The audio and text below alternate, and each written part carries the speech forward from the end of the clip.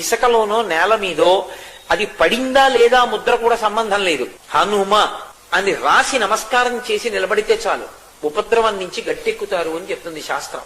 అందుకే హనుమ అత్యద్భుతమైనటువంటి రీతిలో కనపడేటటువంటి సుందరకాండకి ఇప్పటికీ పెద్దలు ఒక మాట చెప్తారు.